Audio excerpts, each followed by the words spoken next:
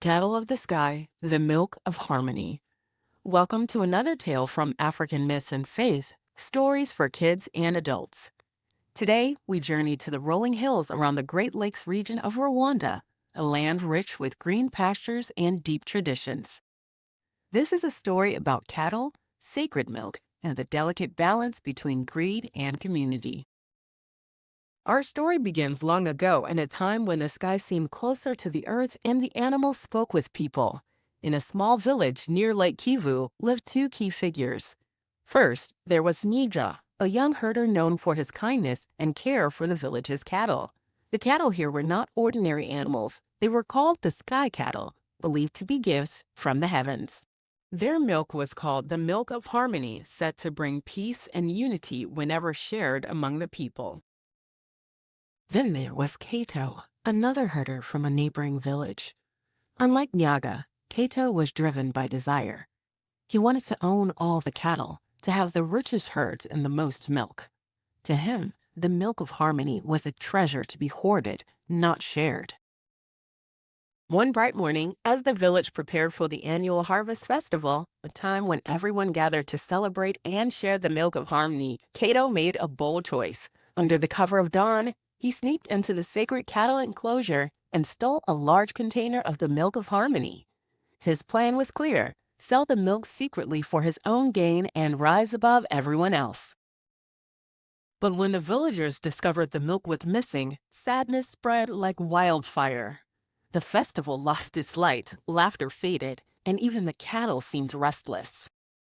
The milk of harmony was more than just milk. It was the thread that tied the community together. Nyaga, feeling the weight of this loss, set out to find Kato and bring back the milk. Along the way, Nyaga met elders, women, and children who shared stories about how the milk had always been a symbol of fairness and sharing. These stories reminded Nyaga, and soon Kato too, that when one person takes more than their share, everyone loses. When Nyaga finally confronted Kato, something remarkable happened. Instead of anger, Nyaga spoke with honesty and kindness. He explained how the milk's power came from being shared, how the community thrived when everyone had enough. Kato, seeing the hurt his greed caused, felt a deep change in his heart. Together, they returned the stolen milk to the village and proposed a new a plan. To restore harmony, they suggested that the milk be divided fairly during the festival, with a portion set aside for those in need, and the rest shared equally among all herders.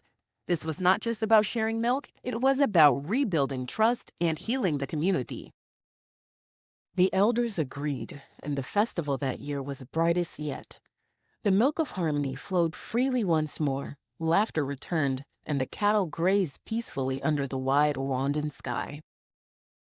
This story shows us something important, doesn't it?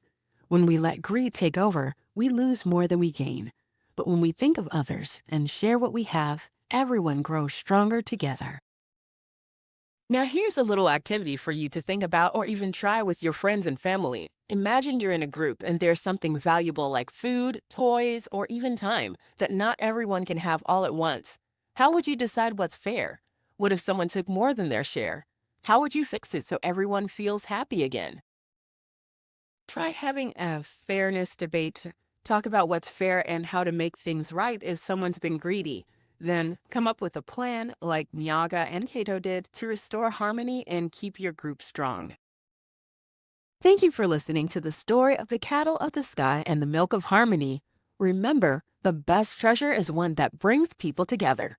Until next time, keep sharing and caring in your own stories and adventures.